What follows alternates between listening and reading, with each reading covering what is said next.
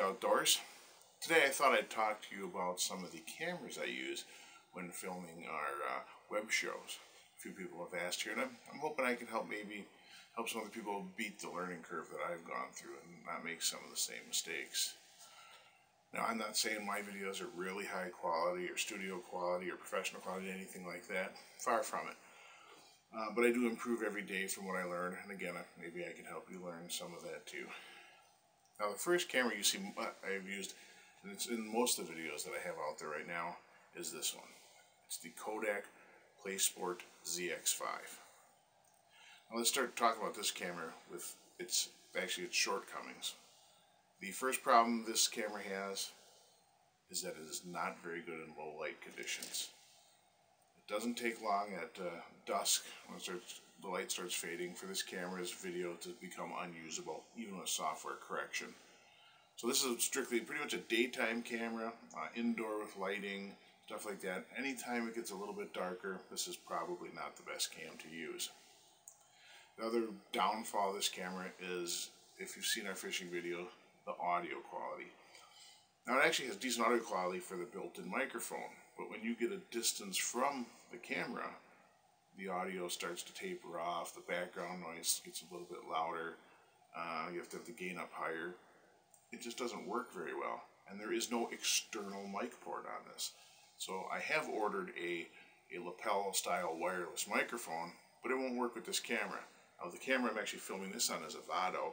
It has an external mic port, so I will be using it with that camera, but again, it will not work with this one. So why do I like this camera? Well, first off, it's a high definition camera. It'll do a full 1080p at 30 frames per second, so you get some high quality video. Even better yet, for sporting applications, stuff like that, it'll do 720p, not only in 30 frames per second, but in a full 60 frames per second. So it will really capture motion very well without blurring or looking choppy or anything. So you can choose that setting on there. I really like that. The other reason I like this camera is that it is waterproof. This camera is actually capable of filming underwater down to 3 meters. It's got a setting where you can actually correct it for being underwater so that the video looks okay. Now, I've never done that. I don't plan on doing that. I don't even know if I'd want to try it. At my luck, it would leak a little bit. The way it does that is it has these doors. Like here is the card slot here, the SD card slot for memory. You'll see it has a rubber seal, and that keeps the water out. Again, I'm not going to use it underwater, but I do use it fishing. I have dropped it in the snow. I have gotten it dirty with fish slime and rinsed it off.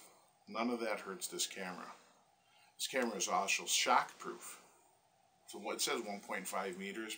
I've dropped it a lot higher than that, and I don't know some good things. I've actually scratched the screen doing that.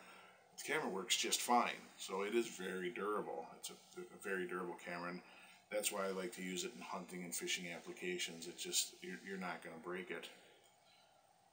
The last thing that's really nice about this camera is it does have digital image stabilization, so when you're out there shaking around and stuff, while it's not the best stabilization for the image, it does stabilize it out and it doesn't look so choppy. Those are the things I really like about this Kodak Playsport camera, and it'll always have a good place in our arsenal. You know, you can throw it in a tackle box, throw it in your pocket, and not worry about it. You'll see the camera that's the next video will be on the Vado that we're using now. You'll see that more and more, especially as I use the lapel microphone so I can improve the audio quality. Well, that's about it for the Kodak Playsport here. If you guys decide to do some outdoor videos, whether for YouTube or just for your own enjoyment, this is a good camera to have on hand. You don't have to worry about it a lot. Again, its limitations are the low light and the built-in microphone, but everything else works really well. Well, thanks for watching us today. Again, the next video will be on the Vado.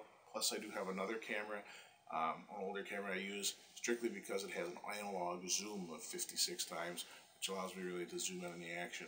Where these handheld ones, digital zoom only, reduces the picture quality greatly to do any zooming. Alright, thanks again.